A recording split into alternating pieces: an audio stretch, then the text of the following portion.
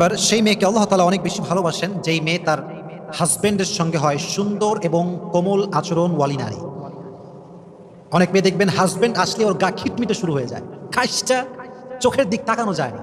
আবার অনেক মেয়েকে আমি মাঝে মাঝে বলি না যে অন্যরা কল দিলে কেমন আছেন ভাইয়া, আসসালামু আলাইকুম, ভুলে গেছেন দেখছি, এগুলো বলে। আর স্বামী আসলে "ওই, কোনো কাজ কাম নাই, খালি আমার ডিস্টার্ব করে, এই সেই কত কথা খালি অভিযোগ করে"। এটা ঠিক না।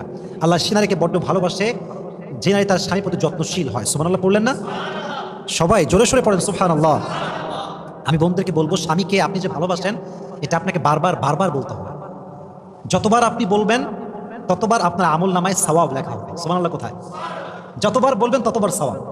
হারাম রিলেশনশিপে টেক্সট করাও হারাম, ভয়েস কলও হারাম, মিট করাও হারাম। হালাল রিলেশনশিপে তুমি কি খাইছো এটা বলাও শুধু জায়েজ না, এই যে আপনি যত্নশীল হলেন এটা তো আপনার আমল নামায় সাদাকার সওয়াব লেখা হবে। সুবহানাল্লাহ পড়েন। তো মেয়েদেরকে বলবো, বোনেরা আপনারা বিয়ে করার পরে স্বামীকে বলবেন যে আমি আপনাকে বড্ড ভালোবাসি, আমার সমস্ত অনুভূতির জগতে শুধুমাত্র আপনি আছেন, আপনাকে আমি ফিল করতে পারি, কাউকে আমি ফিল করতে পারি না, আমি আপনার প্রতি আসক্ত, কোনো পরপুরুষের প্রতি আমার কোনো আসক্ত আসেই না। এই কথা যে নারী স্বামীকে বলতে পারবে আল্লাহ তাকে ভালোবাসবে। সুবহানাল্লাহ পড়েন।